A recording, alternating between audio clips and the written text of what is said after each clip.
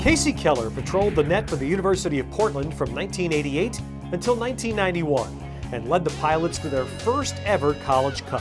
He's the most decorated goalkeeper in U.S. men's national team history and most recently was an All-Star for the Seattle Sounders of Major League Soccer. While at UP, Keller was a three-time All-American and was named the Collegiate Goalkeeper of the Year in 1991. He's still the school's all-time leader with 43 career shutouts and a 0.64 goals against average.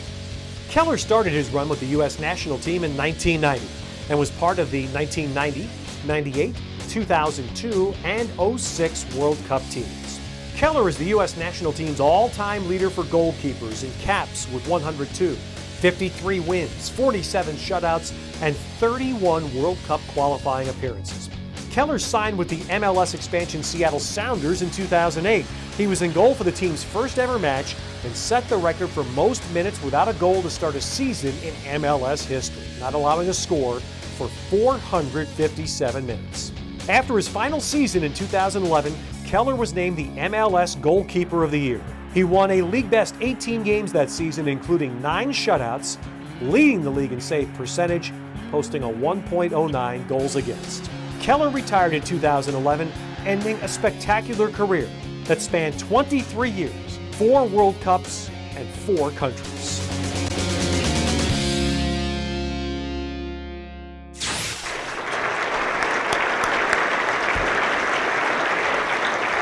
I'm not going to point out that the hair changed a little bit over the course of his career as well. From the University of Portland, Kasey Keller. Kasey, congratulations.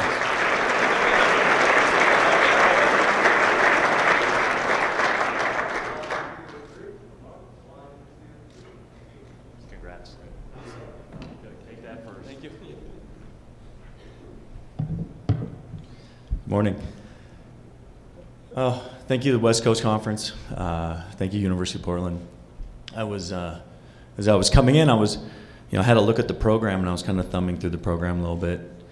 And obviously a tremendous class of inductees. So congratulations to everybody. And as I'm looking at just some of the past inductees, I look at one of them, the 2010 for University of Portland.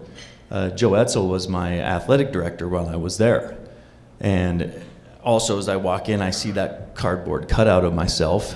And there was probably every couple months, there was a conversation between Joe and myself about, do you think you could probably cut your hair a little bit? And Joe, you got the last laugh. So there you go, man. It all comes back to get us eventually. But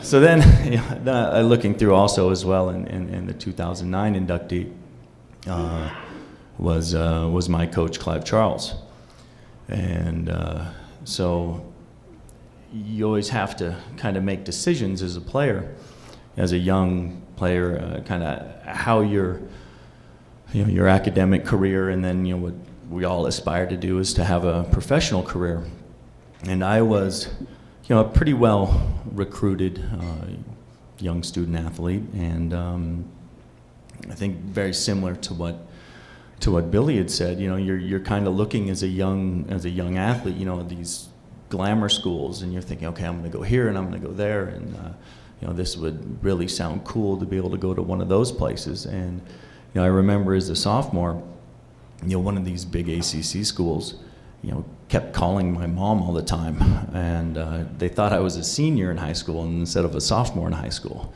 And so finally my mom had to call the assistant coach and tell him that you do understand that my son is a sophomore and not a senior. And he stopped calling very quickly after that, until for a couple years later. So then you have to start making those decisions on where you're going to go. And I really thought, I was going to go to one of these big schools or one of those big schools, until I met a particular individual. And after I met Clive Charles, there was no other place that I was going to go than University of Portland.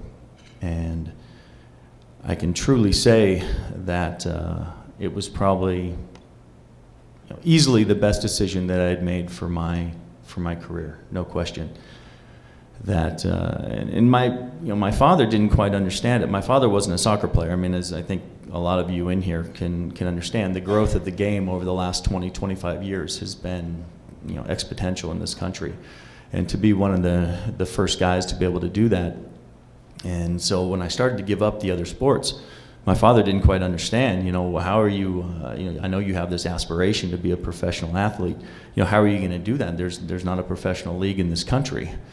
And I said, well, I need to go to Europe.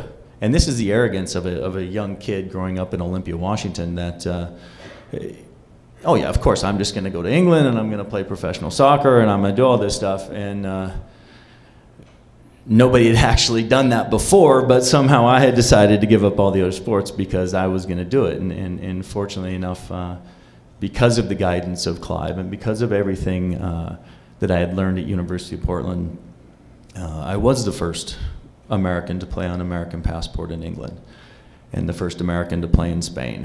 And so on that side of it, it was truly because of the guidance that I had, under Clive and at my time at University of Portland. And I think when you're a coach, when you're a kind of a professor, a leader, or whatever, your whole idea is to kind of guide these student athletes into the right direction. And I can truly say that not only did I become a better player, but I truly became a better person at the University of Portland.